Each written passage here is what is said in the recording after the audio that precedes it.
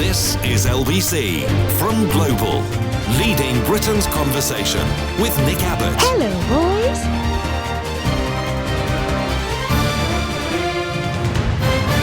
Well, let's get back to it. Yeah, he's in his element, yeah. He's with the guys, okay? Yeah, he's totally in his element, yeah.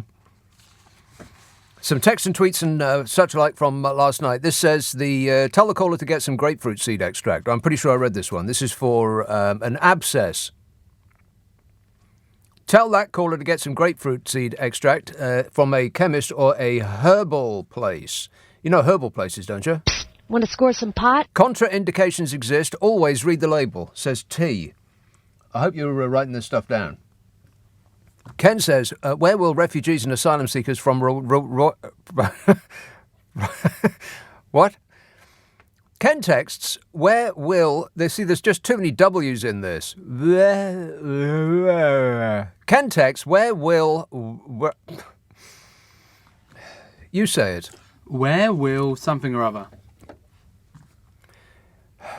Ken texts, where will refugees and asylum seekers from Rwanda be sent to? Good question, Ken. If only I could say it. Ella says, toothache man, 111. Oh, this is all from last night. A bloke, he texted in and said he had a toothache. Whinging and whining and moaning. And some people were trying to help him out. Ella says, toothache man, 111, offer GP appointments during walk-in centre opening hours. When you ring GP surgery, you get the out-of-hours number for evening and weekend apts. Generally means, oh, I don't want another surgery, where your own GP is earning bucks on locum shift. That make sense? No. Fits right in. Cindy says, mouth abscesses. Put ice cube in mouth over abscess and or take a mouthful of 30 to 40% proof alcohol and leave it over abscess. Acts as anaesthetic. Both work. Booze. I'll have the latter. I'll have a couple of pints of the latter, please. Josh says, in the 1970s, Fabricant's mother probably slapped a dollop of Angel Delight on his head, probably as punishment, and liking the look, he decided to keep it. Mickey Fab. Michael Fabricant, world's silliest-looking human. And I didn't think it could get sillier than, you-know-who. Don't be rude. That's right, Donny. He looks even sillier than you do. What is it? It can't be hair, and it can't be a wig. Why is he doing it? I'll back up. It has to be one of the two. If it's not pasta, as I predicted, then it must be either hair or a wig. Now, let's assume that nobody is going to either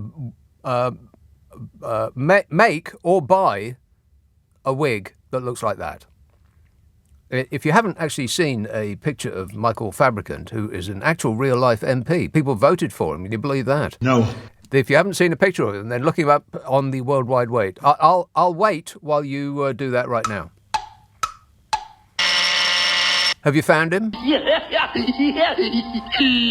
I'll take that as a yes. What is on top of that man's head? It doesn't actually seem to touch his head either. It's sort of floats just slightly above it, like it's kept away from his skull by magnets. Looks like pasta to me. Pasta in a glue sauce. Bill says Fabricant can't get his hair wet, and for God's sake, make sure nobody feeds it after midnight. Yes. I wonder what it eats. Gary says if fuel bills go any higher, he'll need pills. He doesn't say that. He says if fuel bills go any higher and life gets any more difficult, we'll all be buying boats so that we can be sent abroad. Oh, right. What, like just launch yourself off this country and then the Coast Guard will think that you're trying to come over from France. Just paddle out a bit and then paddle back and they'll send you to Rwanda. Wouldn't that be great? Free holiday in other people's misery. Get Johnny Rotten on the phone and he'll sing it for us. Rock and roll! Tell him there's some butter in it for him. Jan tweets, Michael Fabricant's hair is very much like pasta, specifically a large, oozy, tagliatelle cheesy bake. He really needs a parsley garnish hair slide, though. Parsley garnish hair slide as it does get in his eyes a lot. It does get in your eyes a lot there, Mickey Fab. Maybe it specifically gets in his eyes whenever he is introduced to a mirror. He has no idea that he looks like that. Can you imagine his reaction if he finds out? Exactly. You've actually been out in public looking like that, Mickey Fab. There was a lot of people who wanted to talk about this bloke. Dan says, in regards to Michael Fabricant, it's a cheese string that's partially peeled at the top. It does look like a Mobius strip, like a, sort of a mile long, that's just been piled on top of his head of cheese string. I've honestly never seen anybody in my life with hair like that. And like I said before, I thought that, Fat Donny was the absolute worst in this regard. But we have found somebody even worse. You don't need to put all of that product in your hair. You just don't. You just don't. Matt emails, first question is, will you answer the second question honestly? Third question is, did you answer the second question honestly? Oh, wow, you just blown my mind. Yowza. I'm sitting here, mind blown. What was the first question again? Jerry emails, I'd ask Boris how much is a roll of wallpaper. He's got no idea. He doesn't pay for anything. I wonder if he's paid for his fines. Oh, I got big news on that. Big, huge news. Big news, huge. The line is actually big mistake, big, huge. And as I probably said like a million times, 'cause stop me if I've said this before. Boring! That line is wrong in that film. It's one of the most famous lines of any film in history, and she gets it wrong. Well, the actress was probably just, what's her name? What's her name? I don't know. Have you answered a single question that you've been posed on this show so far? I can't answer that. No, he can't answer that one either. He's thinking, yeah, he has to wait till the Sue Gray report comes out before he can answer any of these questions. Julia Roberts. Julia Roberts goes into that shop and says, big mistake, big, huge, which is, I think I was talking about this on the Carol McGiffin podcast that I do. Yeah. Wasn't I, Carol? Wasn't it interesting? No. Wait, what? And I did say, quite correctly, actually, that the line is tripped up by the second big. She should have just said, big mistake, huge. But she didn't. She said, big mistake, big, huge, which undoes the funny. It's less and more, a smaller laugh. Paul emails, Michael Fabricant's wet hair looks like uncooked sponge cake mix. I would love to know what he actually does to it, what it looks like when he wakes up, and what kind of products he puts in his hair to make it look like that. I mean, seriously, what would you possibly put in your hair to make it look like that? And I restate my case. It cannot possibly be a wig. Unless he's actually, his second job is in the circus. Maybe his second circus job takes up so much time that he hasn't actually got, enough time to go home and get changed. So he just takes off his comedy clown shoes, gives them to Theresa May, and then, just goes out looking like that. I've forgotten where he's the MP of. I looked it up the other day. But I suppose those people knew what they were voting for. I guess they must have done. This email just come in and says, did you see... Oh, it's just gone off my screen. It was something about the end of all life on Earth. Oh, wait, here it is. Nick, did you see the headlines about an 80-mile-wide comet hurtling towards the Earth? The Earth? What? An 80-mile-wide comet. Read on to the bottom of the article and it tells you it won't get any closer than 1 billion miles. Oh, fabulous. 1 billion miles. Quite a way away. Phew. James says, we urgently need to sanction Russian fish. Oh, this was in reference to a conversation I was having yesterday about some bloke called up and said, I can't remember what he was going on about, banging on about fish, and how happy they are now that we're out of the European Union. That's right, isn't it, Smug? You're better informed than I am. I don't know anything. I believe you. I do actually believe him. I can't believe I'm about to say this, but I agree with Jacob Rees-Mogg. I don't know anything. Say it again. I don't know anything. One more time. I don't know anything. He doesn't know anything. But he continues to get away with it. How does he get away with it? How do they all get away with it? This is an excellent question. How are they getting away with it? It's the school, isn't it? Correct. It's the school. Yeah. Churns them out. And we little people, not leprechauns, genuflect before a posh accent and an upright mien, don't we? Conditioned to it we are. God bless you, Governor.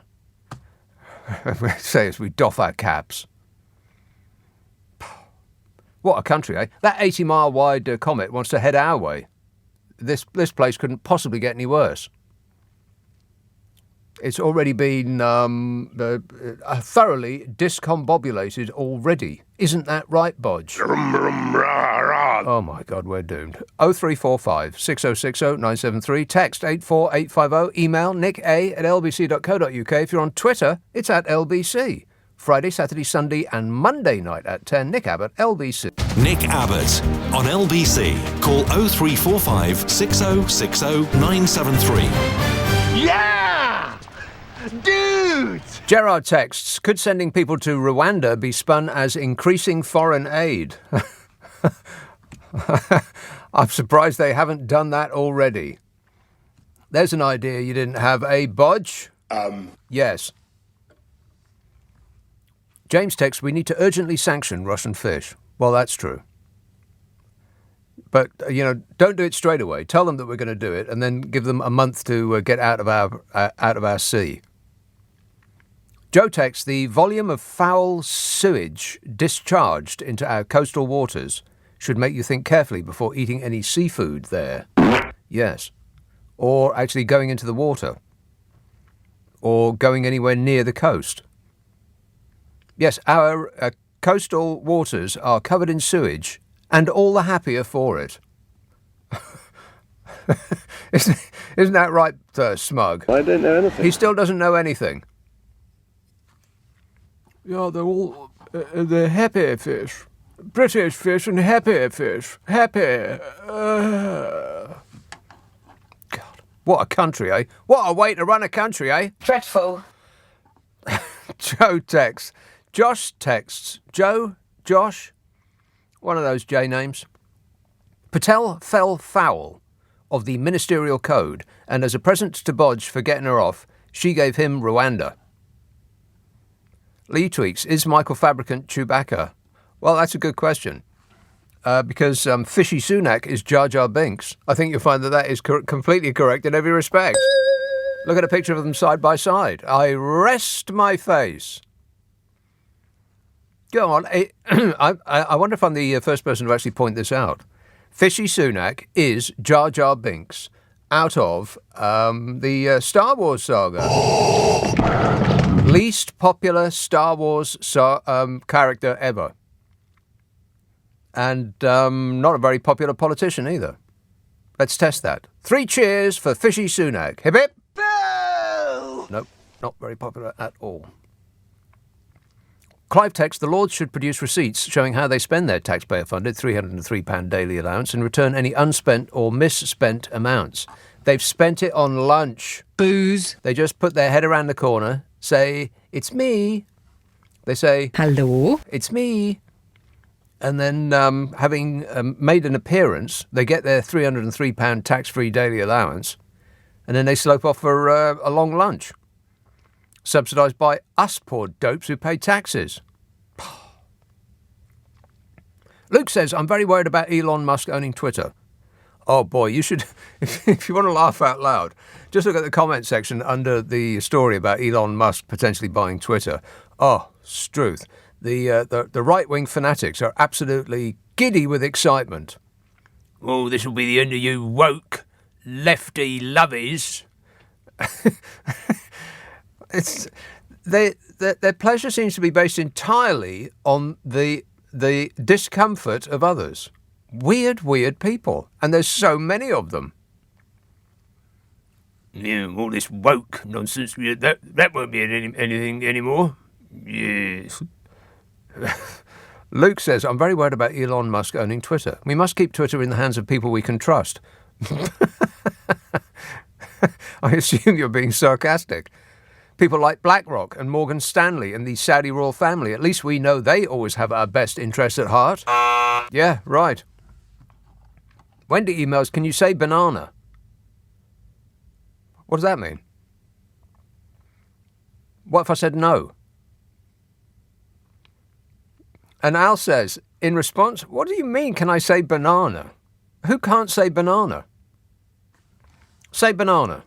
Banana. See? Even he can say it.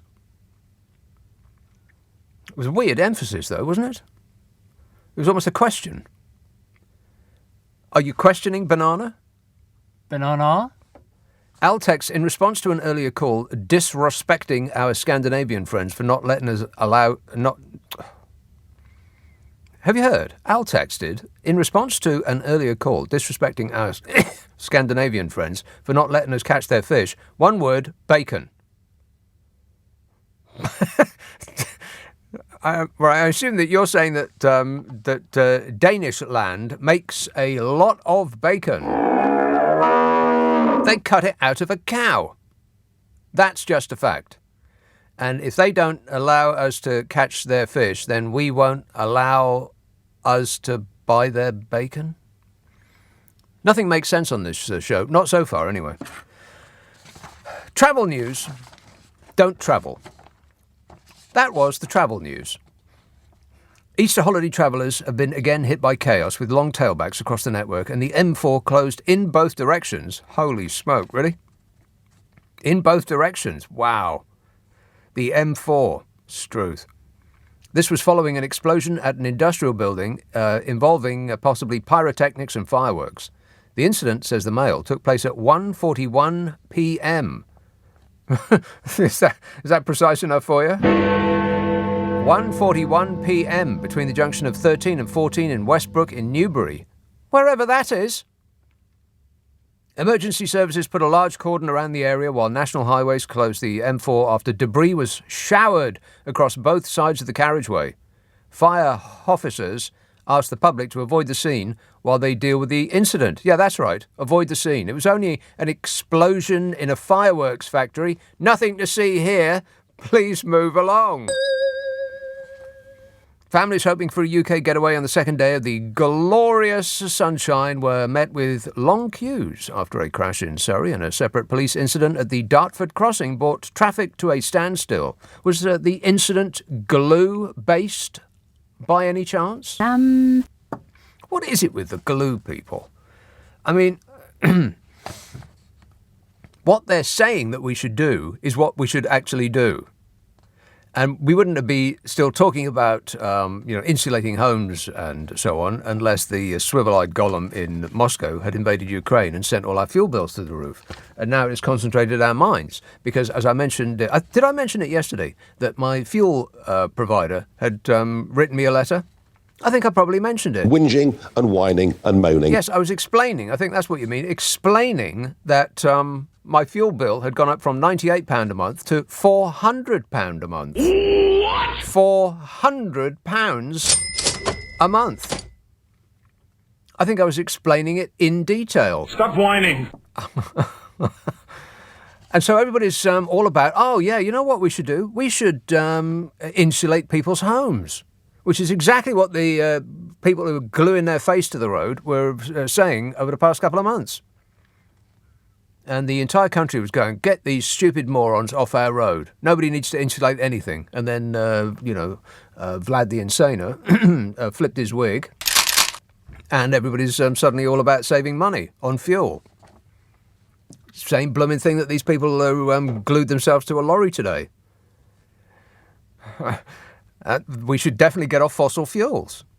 Unless you're one of those people that think that ruining the planet is owning the libs.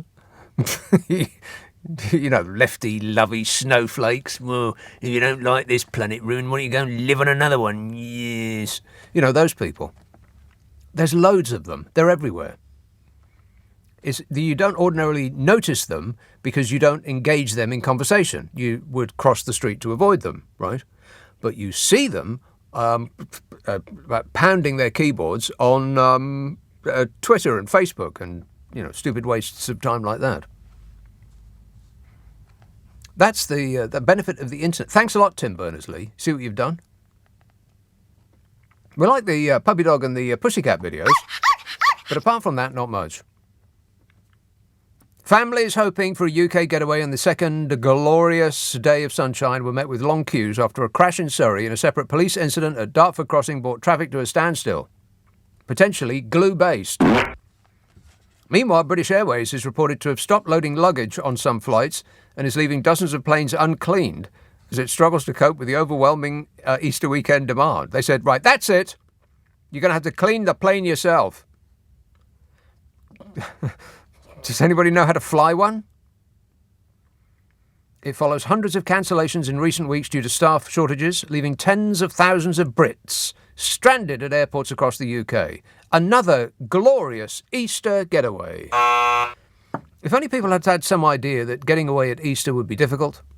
But there is unfortunately no evidence at all that that would have been the case, apart from our experience of every single Easter that there has ever been. Do we never learn? Motorists faced a chaotic start to the Easter break. AA, not the alcohol people. They predicted a total of 27.6 million journeys will be made over a busier than usual Easter weekend, as people enjoy the good weather. In cars. In cars stuck on the M4.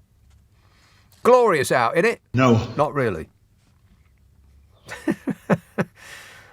Why do people do it? They were embarking on staycations, that's why. Just like everybody else. They also needed to avoid train travel due to the highly predicted engineering works. It's weird, isn't it? I mean, train trips go through the roof. Everybody gets on a train to go somewhere at Easter, and the train people decide that the best time to cancel all the trains is on the busiest weekend for trains in the whole year. Makes perfect sense to me. The RAC said the best time to travel on major roads is never. And that the official advice of the RAC is just that. Never travel, ever. Take your car keys and throw them down the drain. That is the official advice of the RAC.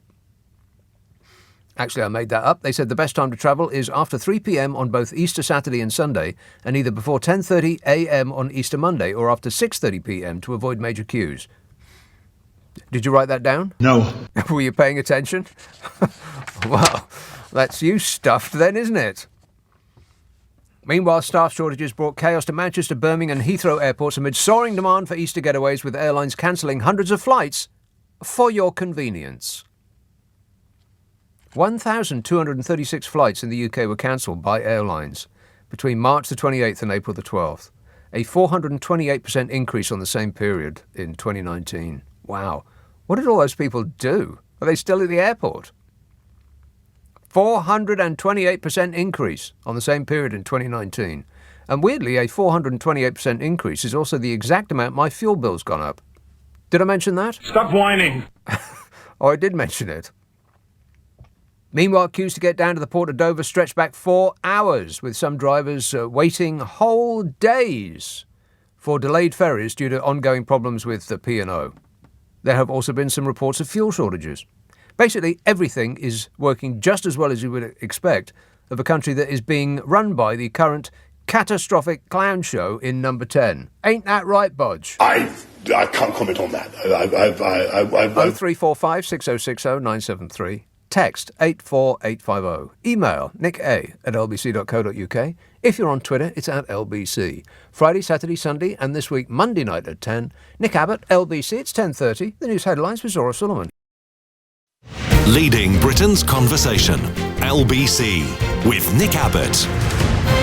I just want to tell you all how happy I am to be back in the studio, making a picture again. It's a radio show, dear. Nikki texts, firstly, let me know how that grapefruit seed extract goes. I have I'm not taking it. It's got nothing to do with me. I have a throb in the corner of my mouth, says Nikki. Really, Nikki, please, tell us more. Says, anyhow, quick question. Is the Speaker of the House going to give Bodger a rollicking whenever Parliament resumes next week due to the fact that any policy announcements are supposed to be made in the chamber and not announced in bloomin' Kent or bloomin' Rwanda during Easter hollybobs? Says Nikki. Very, very angry. She's a very angry person. He doesn't... I'm not entirely satisfied with the current Speaker of the House. How about you? He doesn't seem to be, I don't know, doesn't to me do anything. You're allowed to lie and lie and lie and lie and lie. And absolutely nothing ever happens. But if you call out the liar, well, that's you kicked out, mate. Kind of a system is that? Kay tweets, Boris banned from Russia should not matter as he and others can still go to Rwanda freely. Oh, yeah. Vlad the Insane is very upset with Boris Johnson, or pretending that he is. This is the Mail's take. Deranged despot. Well, I don't have a problem with that. He is deranged and he is a despot. Deranged despot Vladimir Putin has banned Boris Johnson from entering Russia as he lashes out at Britain over his failing war in Ukraine. Lashing. Russian TASS news agency reported that the Kremlin has slapped sanctions on a dozen other British government ministers and politicians for allegedly, quotes, whipping up anti-Russian hysteria and shamelessly inciting the Kyiv neo-Nazi regime. These people are out of their minds. So that's one side of the story, or that's one take on it. Deranged despot Vladimir Putin, very, very upset with Boris Johnson. The other take might be a man who purchased a political party is very upset that it fails to function as advertised and wants his money back. If only Vladimir Putin had bought the Conservative Party in Marks and Spencer, he could have exchanged it for something he prefers, something that suits him better. Except that Marks and Spencer has closed its stores in Russia. Perhaps he would like a store credit. Did you keep the receipt, Vlad? Moscow specifically accused Britain of deliberately aggravating the situation surrounding Ukraine, pumping the Ukraine regime with lethal weapons and coordinating similar efforts on behalf of NATO and threatened to expand its sanctions list soon. Oh no, please don't put more people on the sanctions list. Russia's foreign ministry said it had barred entry to the country for the Prime Minister, the Foreign Secretary Liz Truss. Not because, they're upset with Liz Truss, they just don't want to see her. Defence Secretary Ben Wallace and 10 other British government members and politicians. These people are out of their minds. I mean, why would anybody want to go to Russia right now anyway? To see what it's like not being able to heat and eat in a foreign language? The move was taken in view of the unprecedented hostile action by the British government, in particular the imposition of sanctions against senior Russian officials, the ministry said in a statement. All of those donations for nothing, eh, Vlad? Highly suspicious, really. I mean, I think they protest too much.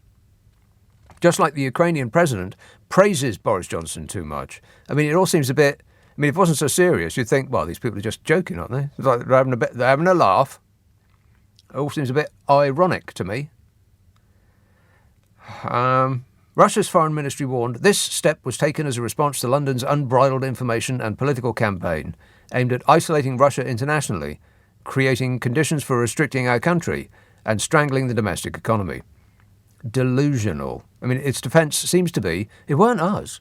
We didn't do anything. Ukraine was like this when we got here. Why don't these people clear up this mess? They said, in the near future, this list will be expanded to include British politicians and parliamentarians who contribute to whipping up anti-Russian hysteria, pushing the collective West to use the language of threats in dialogue with Moscow and shamelessly inciting the Kyiv neo-Nazi regime. And each and every one of them will shortly be receiving a box of luminous tea from the Kremlin. Thank you. Appreciate it. That looks yummy. I mean, it's just really top-level gaslighting, isn't it? Maybe they've been getting their lessons from the Conservative Party. I mean, the only person who seems to gaslight better than them is Bodger himself. We are whipping up anti-Russian hysteria. Like it has nothing to do with what you're doing. Moscow's entry blacklist includes UK Deputy Prime Minister, angular, tetchy humanoid Dominic Dekche-Raab. And you have to say that just makes sense. I mean, I'm thinking of putting Dekche on my own blacklist. I'm banning you from my house, Dekche. You see what you get? London has been part of an international effort to punish Moscow with asset freezes, travel bans and economic sanctions since Rootin' Tootin' moved troops into Ukraine on the 24th of February. But you know what? The Bodger regime dragged its feet for so long and allowed the oligarchs to get their stolen loot out of this country. So you'd expect a little bit of gratitude from Vlad. I mean, just a bit of gratitude would be good manners. Be polite! Meanwhile, Ukrainian President Volodymyr Zelensky hailed Boris Johnson as the leader of the anti-war coalition. You see what I'm saying? It just seems a bit, I don't know, sarcastic, doesn't it? Like Boris Johnson's enemy number one to Russia. That seems sarcastic. You know, done with a wink. Just our little joke between us. And the praise that President Volodymyr Zelensky is slathering all over Bodger is, it's just ridiculous, considering. But maybe the news hasn't reached Ukraine yet. When it does, they're in for a big surprise. Huge. The Kremlin last month effectively branded Johnson Russia's public enemy number one over his role in galvanizing Western nations against Putin's regime for launching its illegal and barbaric war against the former Soviet Republic. I mean, it's so out of touch with reality. You would think that they're kind of, it's just, they're joking. We're being gaslit from both sides. And it's odd, isn't it, how... But the news is... The most important part of news is new. And we couldn't talk about anything else, or think about anything else, for about a month. And I knew that it would sort of fade out, even if the story itself didn't. It continued to be awful. And the possibility of World War III hasn't gone away, you know. In fact, it seems to be getting worse and worse. But nobody really wants to talk about it anymore. It doesn't grip the imagination like it did right at the start. Because it's not new news. Weird. Tooting. Hello, Jan. Oh, hi, Nick. Hi, good evening. Jan. Great show. Thanks. So I wanted to share with you something I came across that's kind of put a chill through me. About, I don't know whether you've seen it, but it's what's called in Russian the Cheget. I think that's how to pronounce it. Cheget, spelled C-H-E, in English, C-H-E-G-E-T. Well, when I saw so it actually is the nuclear briefcase from which Putin would give the, the go-ahead for nuclear strike. He'd smash his weirdly small hand down on the big red button. But and it goes to the different centres where they have the different nuclear things. But it's kind of put chill to me because apparently it's the first photo I saw of it was when it says Putin takes nuclear football to a funeral, and I thought, what the hell's that? It's when he Was he thinking of playing sports? Is that what you mean? He has an aid which carries it. Yeah. And I found another photo, so at least I know what it is. I'm looking at a photograph of it right now. It's the inside of a suitcase. It looks like a beige cassette player from about 1970. How old is that thing? That doesn't work. He's got to be kidding. No, but it's really the thing is apparently. I think that's a floppy disk in the pocket of this little briefcase that it's in. Oh my God, that is ancient technology. No, I don't know that's the one that they've got it upgraded because he was carrying his aid was carrying on to that. Upgrade, right? So his aide was carrying it to the Cosmodrome where Putin went, and at least I know what it is. And he goes everywhere with it. But apparently, Nick, what's given me the chills, like you know, we talk about it. I think the Third World War is around the corner, to tell you the truth. Yeah. Because with Britain having SAS troops on the ground in Russia recently, and Putin knows that, and apparently the funeral he went to, Remedies, is the one where this, like, making Russia great again and all of that, those ideological views, he was even, is what Putin stands for. And that funeral that he went to, Vladimir Zelensky, yeah? Spell it? The one who wanted to have Russia be an empire, which is, he's the one where Putin's following his footsteps. He was actually predicting, you know, the invasion of the Ukraine, and also he was talking about nuking Japan and Britain. Well, why not? No, but clean start. No, but the thing is that the US, I didn't know that. So Putin always has this on him wherever he goes now. Of course. I think any nation that has nuclear weapons always has them in a briefcase, and they tag along behind, the dear leader of their individual countries. Apart from hopefully the leaders of whoever is responsible for it in this country. Let's hope they don't tag along behind you know who. Yeah. Wait a minute. Oh, yeah. And the US president. He'd lose it on a train. You know he would. Oh, don't. But the US president as well. Of course. Apparently, they say here that he always has. Always. Just in case he wants to blow up the world. You know, he gets up one morning in a really bad mood, and kaboom! Yeah, and it's giving you the chills. Well, it's given me the chills just looking at it, because it looks like it doesn't even look like as advanced as a cassette player. It looks like an 8-track. Can you get Dark Side of the Moon on that thing? Rock and roll! I mean, really, where has all the money gone with from the Russian military budget? This is why the world was fearful about the Russian military, because we thought, they spend more on their military than practically every other country in the world. I mean, not as much as America, of course, because, they're completely out of their minds. They spend as much as the next 10 countries put together, I think. It's at least the next 8 highest spending countries put together. So don't worry about a thing, Jan. No, there's another point I want to make is say this is coming back to Vladimir Zelensky, where Putin Can you spell it? Gets his thing. Z-H-I-R-I-N.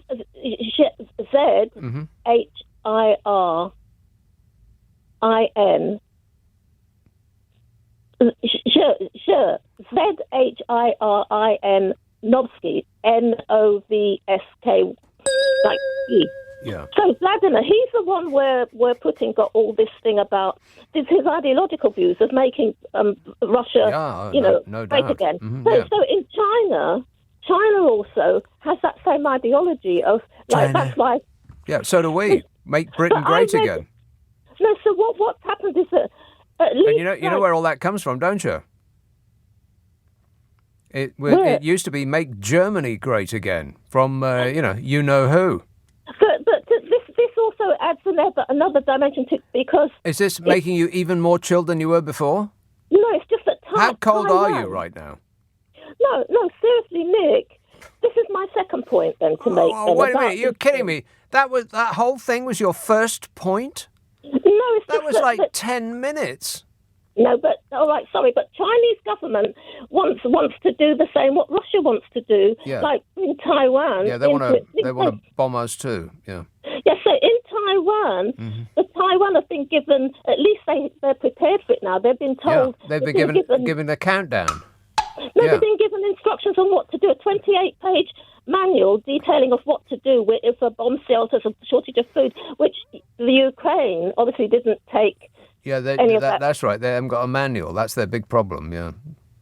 So it's like China now is looking at what's going on in Russia, but they got their eye on Taiwan. Right. Okay. Yeah. No doubt, Jan. I want you to keep me updated at all times. Please, call me back on the hour every hour. Well, we don't need to go to the news now. I think we've just had it in full. Educational, this show, isn't it? No. Excellent work, Jan. Thanks for that. You have delighted us enough. 0345 6060 973. Text 84850. Email nicka@lbc.co.uk. And if you're on Twitter, it's at LBC. Friday, Saturday, Sunday, and Monday this week at 10, Nick Abbot, LBC. Leading Britain's conversation. LBC with Nick Abbot. This is absolute tosh. 0345 6060 973. John emails full moon alert, and it is a reddish hue. Warning, warning. Yeah, I did see that it was a full moon, and I think the reddish hue is the Saharan sands. The Saharan sands are back, and it's making everything a little bit misty, a little bit, sort of fuzzy, a little bit groovy. It'll also make your car incredibly dusty, and this is almost just seconds after I've just cleaned my car. But you know me, I never complain. Whinging and whining and moaning. And it turns the mop that you use to clean your car into sandpaper. There doesn't seem to be any way to rinse it off, sufficiently. There's always just this gritty thing that stays on the car, no matter how much you try and rinse it off. Thanks a lot, Sahara. Eddie texts, for mouth ulcers, use chlorhexidrin gluconate mouthwash. Available at any pharmacy, says Eddie. Pharmacies closed until Tuesday because that's what Jesus wants. Adam texts, Boris better be careful, hell hath no fury like a Putin scorned. And finally for the minute, Tom says, Fabricant wears melted red Leicester on his head. I've never seen anybody look so silly in all my life. I mean, what is that man actually like? How can you look at yourself in the mirror and see that reflection and think, yep, nailed it? Huh? Let's have Feltham. One moment, please. There he is. Ian. Hi. Hello, Nick. Ian. I was just listening to the last lady on the phone about arms spending. I remember Peter Ustinov, who was a envoy for UNICEF, and he quoted that the world's nations spends more on arms in 2 hours than it does on its children in 12 months. Yeah, that sounds about right. Really gave me a real feeling of faith in humanity. Yeah, there isn't any. Don't have any faith in humanity. I've met people and I'm not keen. Me neither. Yeah. I just wanted to put that point here. All right. Excellent point. Well put. Thanks a lot, Ian. 0345 6060 973. Peter Ustinov, eh? We're really up with, current references. Hasn't Peter Ustinov been dead for about 30 years? Something like that. He used to be a mainstay of Saturday night chat shows on television. And when I say shows, I mean show. Jenny says, of course it's a wig. He's 71. Is he really? He's not 71, is he? He's 71. I'll have to check that. One moment, please. How old is Michael Fabricant? Michael Fabricant is 71 years old. 71 years old. Wow. Well, if it's a wig, then maybe there's something wrong with the wearer. Because that is a shockingly awful wig. That's the worst wig I've ever seen in my life. I mean, even if he had absolutely no hair underneath that, he would look better without it than with it, surely. Pop it off and let's see, Michael. We'll give you the thumbs up or down. Trust us. We have your best interests at heart. Paul texts, Michael Fabricant reminds me of both black lace in one. That one's a bit lost on me. I mean, that's going even further back than Peter Ustinov. Black lace. Here's another one. Paul says, Michael Fabricant's wig looks like a 1970s Justin Hayward hairdo. Yeah, that he found in the food waste bin. Exactly. Oh, there's a picture of black lace. That's not black lace, isn't that Radio's Mike Reed? Is that black lace? That's what Google says. Right, well, Google's an idiot. Google doesn't know nothing. That's just a fact. Westminster. Hello, Betty. Hi. Betty. How are you? Great, mate. How are you? Missing you. I actually listened for the last 20 minutes trying to get the strap line or the theme, and I couldn't. So I said to your guy that answered, he said, what do you want to talk about? I said, I don't know, because what is he talking about? I just love his voice, and I want to talk to him. Well, that fits right in, Betty. Nobody on this show has had a single clue what they're talking about, including the host, so far. Exactly. But I did say that I thought there was one immigrant that should be sent to Rwanda. Yes. And I think that should be Boris Johnson. And Boris he should never Johnson. Be let out. Yeah. Wait a minute. Yeah, he should do a fact-finding mission on a one-way ticket. Yeah. But mind you, that said, what's so wrong with Rwanda? There was a very nice woman who was taking exception to the way that Rwanda was being portrayed. Yeah. And then they showed a really quite nice, airy hotel that looked like one of those kind of competitions that you win. And I thought, yeah. Yeah, if that's what it looked like to you, that is definitely not the hotel that they'll be staying in. No, they showed the actual hotels that they would be staying in. Sure they did. Double beds and so. But what the lady, is it Natasha, what she said before was that nobody will get to come back. They won't be allowed to leave. Well, pretty much, yeah. If they pass all the tests to get into this country, they get to stay in Rwanda. Yeah. But everyone's allowed to leave the country there and then go on holiday, can't they? I mean, there's no way they can ever leave. Well, I think that they can probably leave, but at that point, then they're on their own. And Rwanda is a hell of a long way away from anywhere that they might want to end up. So it's going to take them a long, long time before they arrive back on these shores again. But they probably will, because they've left, a country of utter, total, and complete misery, and gone on a trip that must have been absolute nightmare to get here in the first place. So if they're that determined, they'll probably still come back. But this is why you got to ask whether the government don't really think it's going to happen. They're just saying it so that they get stopped by the legal challenge, which they know is going to happen. And then they're going to be able to say, look, we wanted to do this, all you good Brexit voters. Mm-hmm. We're determined to take care of this problem, but we've been unable to. And that's going to be a vote catcher in itself, isn't it? But it's untenable. They won't be able to actually put it into action. No, you can't force people to go anywhere where they can never get out. I've never heard of that in any system. Well, apart from prison. Prison is kind of like maybe that. China.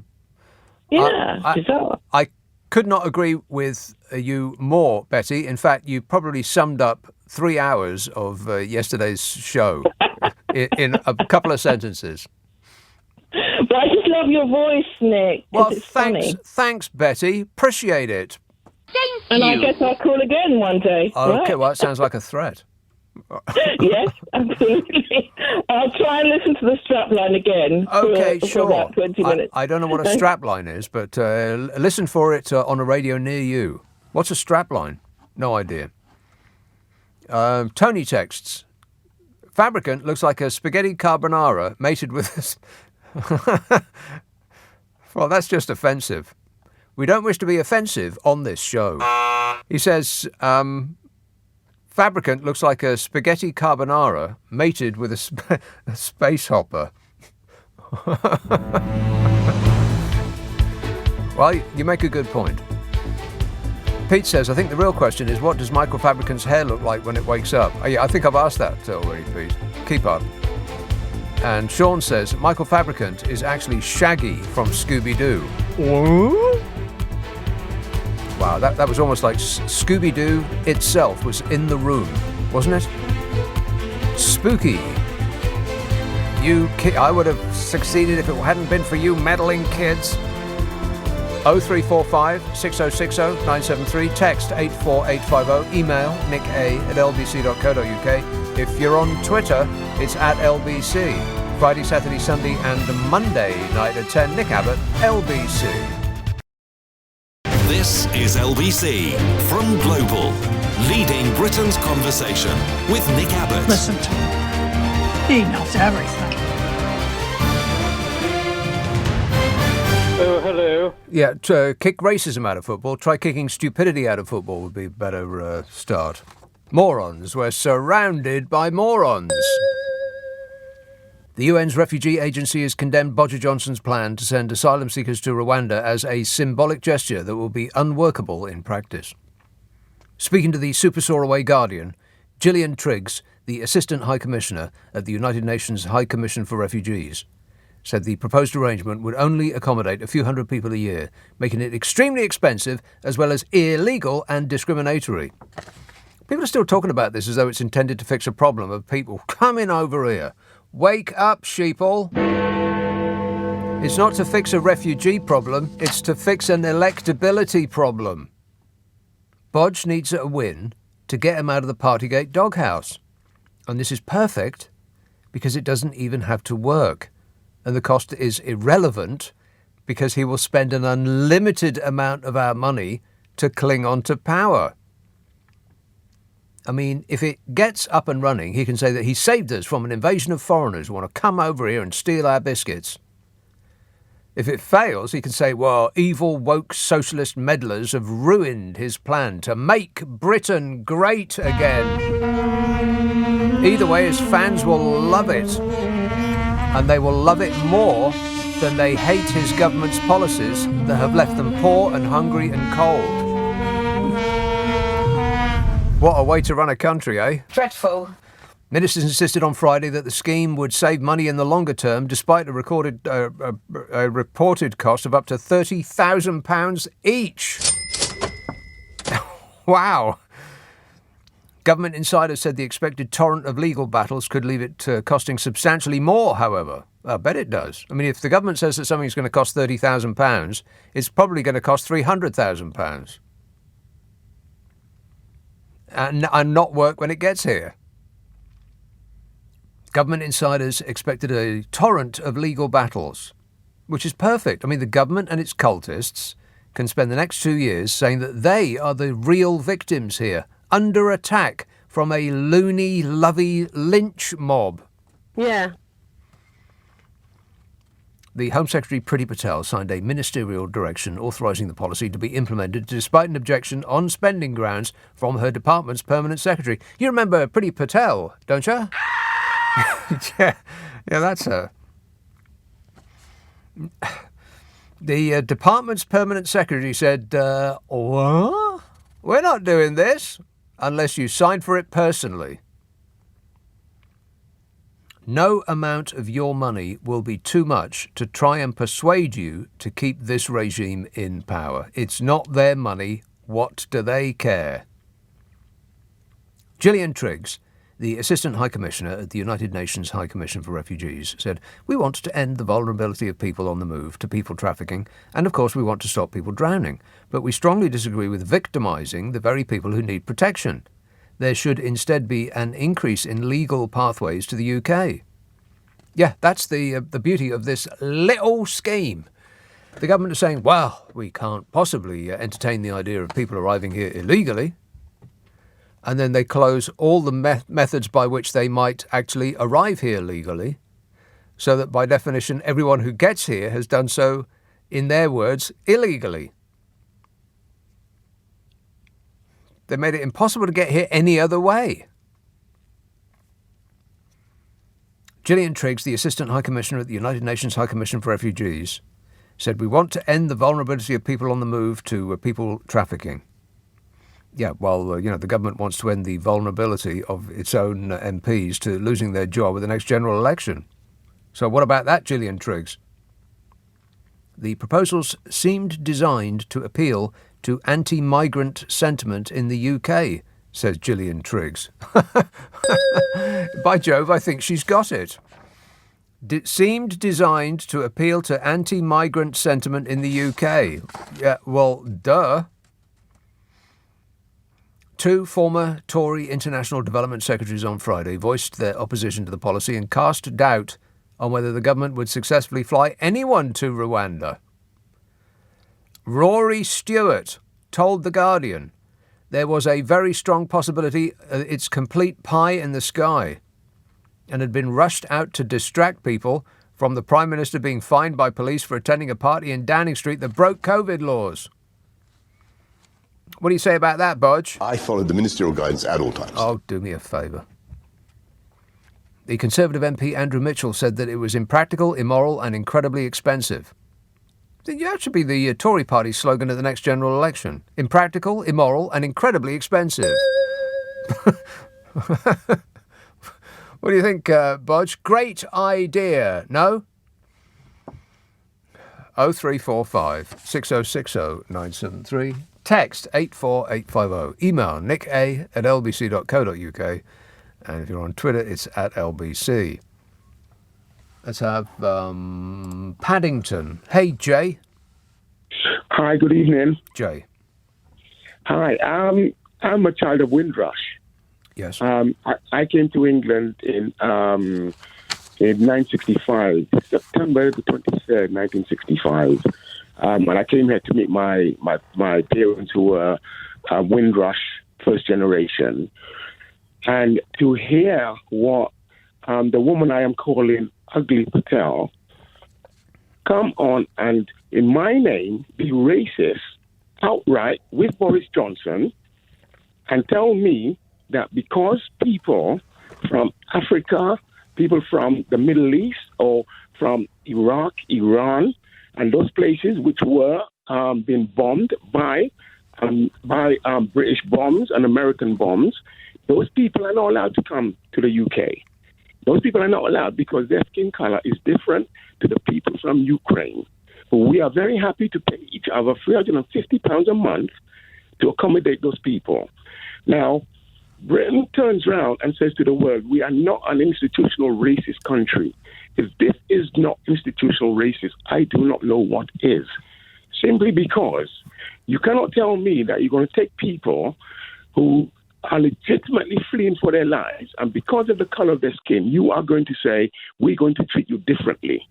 And the thing about Patel, she's forgotten where she comes from, because to the best of my knowledge, her family came from Uganda back in the early 70s.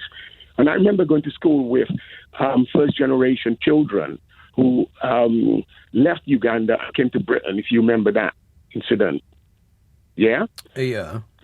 So now we've come full circle where discrimination, racism, not even discrimination, racism, outright racism is being perpetrated on the British public by Patel and by Boris Johnson. And they've got a cheek to stand up and tell me that they're going to be racist in my name. I'm a taxpayer. Right. They're not saying that they're going to be racist in your name. It's just that what they do has the hint of exactly that. Yeah, curious. Well, I don't think it's a hint. I think it's definite. I tell you what, my background is I'm from the Caribbean, and I have a paternal white grandfather. Now, when I came to England, right, at 7 years old, I did not even realize my grandfather was white. Yeah? And it's not until I went to a school where I was the only black kid in the school. This is in the late 60s, right? I was the only black kid in the school. And one day, we were from school, and my white school colleagues turned around to a black child from another school and called him the N-word. And then they turned around to me and said, well, but it's not you, James. We're not talking about you. Yeah, right. And I found it quite intriguing because really... You need a new phone, Jay. You keep dipping in and out, and I think we've finally lost you. When will they make a mobile phone that can actually be used as a phone? Still waiting. We're still waiting. Anyway, I get it, Jay.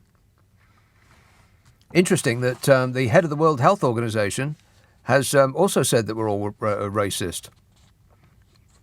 The head of the World Health Organization has blasted the world's focus on the invasion of Ukraine, saying it shows the lack of equal attention to black and white lives. Oh, blimey, here's his name. I'm not sure. I'll give it a go. Tedros Adhanom Ghebreyesus claimed. Tedros Adhanom Ghebreyesus. That's what it looks like to me. He claimed that other crises, such as in his home country of Ethiopia, do not receive the same concern as Root and Tootin's war, which has had major geopolitical consequences. He is completely correct in every respect. Might make you feel a little bit uncomfortable, but there's nothing that's wrong about this. He said, the current emergencies in Yemen, Afghanistan and Syria have only received a fraction of the attention of Ukraine. Well, there's a good reason for that, I guess. It's because Yemen, Afghanistan and Syria aren't threatening to blow up the world, for a start. And second, Ukraine is nearer here. It's next door. You're always interested in the news next door than you are in a place a couple of streets over. I mean, that's just human nature, that is. And there's also the fact that they don't look, talk, walk and squawk exactly like we do. That's the racist part. He said, I need to be blunt and honest that the world is not treating the human race the same way. Some are more equal than others. I watch Match of the Day, and at the beginning they're still taking the knee. What I find interesting is that the large section of the crowd that used to, you remember, it was just a couple of months ago, they used to receive the players taking the knee with some ire, they said. Even at England's, internationals, they'd boo the English. Fans would boo the English team before they've even started a blooming game, showing their patriotism. But that doesn't happen anymore. That just sort of petered out. And I bet there's a lot of people in the stands who wish it did. It's just that they don't want to be the only person that's doing it anymore. Just sort of faded out, didn't it? So I guess we can count that as a little step forward. Just a small one. 0345 6060 973. Text 84850. Email nick@lbc.co.uk. If you're on Twitter, it's @LBC. Hey, have I given you the royal news? Oh, it is huge. Don't let me leave tonight without laying it on you, baby. Friday, Saturday, Sunday, Monday night at 10, Nick Abbott, LBC. This is LBC with Nick Abbott. You're wondering what it's all about, and I can't tell you because I don't know myself. 0345 6060 973. Sarah texts, Mickey Fab. Surely that's a dead guinea pig on his head. Well, it does look like roadkill. Joanne says, if you were alone on a desert island, what 3 things would you take with you? Excellent question, Joanne. I'd take a 5-star hotel, a cruise ship, and someone else's credit card. Let's have Stevenage. Hello, John. Hi. John. Hello. Yes, John. Good evening. Yes, the previous caller was a little bit irate. It's very easy to focus on racism and look at the difference between the war in Europe, between 2 nuclear powers, and the wars that have gone on in Africa between a country and another country which is non-nuclear. Back up. If I can just finish the point. No, you can't. No, you can't. Okay, because fine. From your first point, Ukraine's not a nuclear country. Yes, it is. No, it's not. Well, Chernobyl's not a nuclear power station. Okay. Yeah, but when you say nuclear country, people are usually referring to weapons. I think it's very easy to weaponize fissile uranium and plutonium. Well, when you say easy, do you mean very, very difficult? Please explain how easy can mean difficult. I don't know. You tell me, John. You seem to be confused. But good effort. 0345 6060 973. Yeah, Ukraine's a nuclear country because some of their electricity is provided by nuclear power stations. They're going to blow one up if anybody invades. Okay, John. Thanks, mate. You've delighted us enough. Sarah says, oh no, I've read that, the dead guinea pig thing. Anthony says, pity the comet isn't coming closer. What, that comet is going to come within 1 billion miles of us. 80 miles wide it is. Pity that comet isn't coming any closer. We could put refugees on it and have them mine for minerals. Probably cheaper than Rwanda, says Anthony. Get Elon Musk on the phone. He'll be all over this. Altex, the thing about posh accents is that most of the afflicted have learned theirs so they can fit in a set. Yeah, well, I'm highly suspicious about some people's accents. I don't know anything. You know, I mean, some people's accents, they just seem really put on, don't they, Smug? You're better informed than I am. I don't know anything. Yeah, some really sound like they're put on. Like making a real effort to sound like that. You're better informed than I am. I don't know anything. Do you know anybody like that, Smug? Sam says you don't cut bacon from a cow. Bacon comes from a pig, you wombat. Or in fact, wombats. Thanks, Sam. What would we do without Sam, eh? I want you to correct me every time you think I say something else that's wrong. All right. Good work there, Sam. Nice you're paying attention. Let's have Sydney, Australia. Vikram. Nick. Yes, sir. Hi, Nick. I'm a big fan. Thanks. All of your podcast, except I registered yesterday one complaint to your glamour assistant. Your podcast from 1st of September 2018 to 1st of January 2019 is not working. Not working? Which podcast is this? Not even in the Global Player, not even in the LVC app, not in the tutors, Vikram, give me those dates again. It's from, hold on a second, it's from September, 1st of September 2018. The title is Screaming Mimi in the White House. Yeah. And all the way up to the 1st of January 2019. So it's the title, I think, Full Moon or something. And right, and is this what's the title of the podcast? Because I do 3. It's a whole show. Oh, the whole show, right? Yeah, it's not working, and then your grammar assistant might need to be corrected. I think he probably will need correcting one way or the other. Yeah, it's from 4th of September 2018. The title says The Screaming Mimi in the White House. The Screaming Mimi in the White House. Yeah, I think we know who we're talking about. Don't be rude. Exactly. Yeah, our Donny, and then all the way to the 1st of January 2019. Yeah. The Full Moon Show. Also, Nick, I quickly want to talk about woodwork this Rwanda squeaks and out come the freaks. Those people. Dingling. Also, Nick, I want to talk about this Rwanda things. Yes. You know, back in the days, I went to UK in 2010 as a student for my study, 2010. And from 2010, the conservative government, they started building this anti-immigrant sentiment, because since they came to the power, they make very difficult for all the international students, and many students left the UK. And what happened is, in 2014, they restrict our working rights. We used to get 20-hour work rights to get the work experience. Yeah. And they say those studying in the private college, they don't get any work rights. They can't work at all. So, say, for example, if I study hospitality or plumbing or anything, so I can't get a work experience. So because of that, many students left. So this anti-immigrant sentiment has been built by Theresa May and David Cameron since 2010. Right. So I think this is just the follow-up. Well, it gets them elected, so they're not going to change. I mean, there's just enough people that it sits really, really well with. They absolutely love inflicting pain on others, and it suits them even more if those others do not look, talk, walk and squawk exactly like they do. They love that. And there's enough that if you just give them what they want, they will put you into power over and over and over again, regardless of how it actually affects them personally.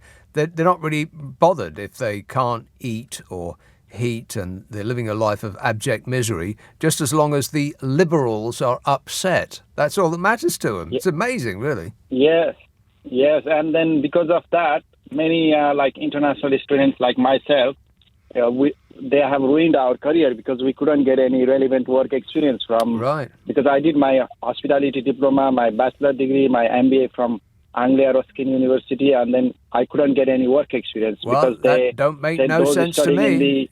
If they're actually studying in the right, if they're making Her Majesty University, right, if they're making their policy based on how it would benefit the nation, that makes no sense. But they don't appear to do that. They appear to base their policy on how it would affect the people that are making the policy. And if it's going to keep them in power, they'll do absolutely anything to make that happen. They'll spend any amount of our money. They'll ruin the country without a second's thought just to keep power. That appears to be where we are. Shocking, eh? What's the weather like? I said bye-bye. Yeah. What's the weather like in Sydney there, Vikram? Oh, it's so nice and sunny. I just had my mocha from the McDonald's. Right.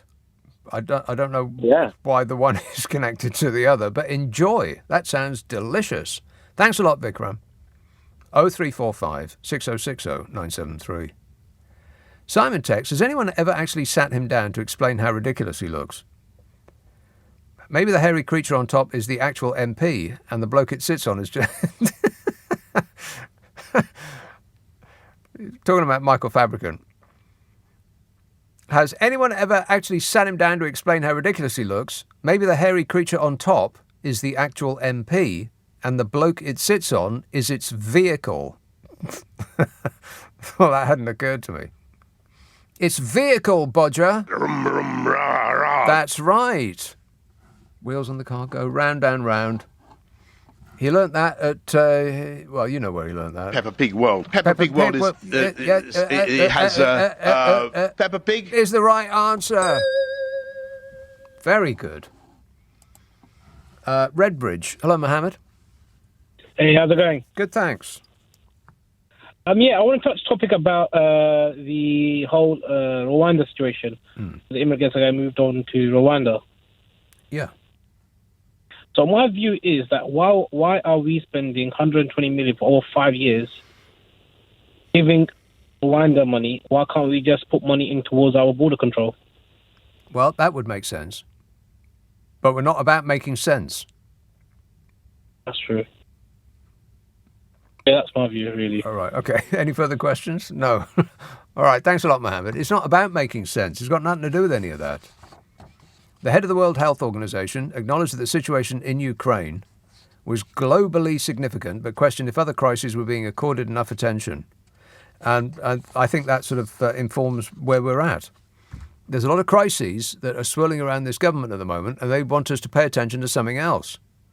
And you get a toother if you can just throw some, you know, people say the dead cat on the table. If you just throw a distraction bomb out the window, you know, just like you know who. I'm president. Can you believe it? Then people will start talking about that instead of the various shenanigans of the regime. And if you can throw something that is cruel to others and that liberals will be upset about, well, I mean, it doesn't get any better than that. I bet they were giddy with excitement when they came up with this, Bodge and his cabal of cultists. But they were absolutely thrilled with themselves that they came up with Rwanda. God, I bet they actually burst out laughing. They couldn't believe it. Finally. It's not about sending people to Rwanda. It's about making people, their cult fans, thrilled that liberals are upset. That's what it's about. What a way to run a country, eh? Shocking. But that's where we are. Mark tweets, so your energy bill has jumped from under £1,200 a year to £5,000. How is that 54%? Did you call them up to find out how they came up with that guesstimate? Or just accept it, lie down, roll over in front of your 5-bar fire? Can't be right, surely, says Mark. Well, it doesn't seem to be right, but they actually laid out their arithmetic. And my mind clouds over as soon as people start talking numbers at me. 86%, 5 million, and of course, over 50%. Yeah, exactly. I just stopped listening almost straight away when people start doing numbers at me. But I looked at their workings out, and it appeared to be correct, with the assumption that I already owed them 600 quid, them having taken over my account just a couple of months ago. How am I into them for 600 quid when I've only been with them for a couple of months? I'm not running a swimming pool. 0345 6060 973. But this is a shock, probably, that is coming to a letterbox near you soon. Be alarmed, be very alarmed. 0345 6060 973. It's 11:30 on LBC. The news headlines with Zora Suleiman. Nick Abbott on LBC. You're joking. No, there's nothing joking about it. Stephen texts, can we let them have Nadine Dorris so she can privatise RT? Yeah, for a little while there, the government did seem to be more keen to privatise the BBC than Russia Today. But I suppose that's exactly what a lefty-lovey lynch mob like me would say.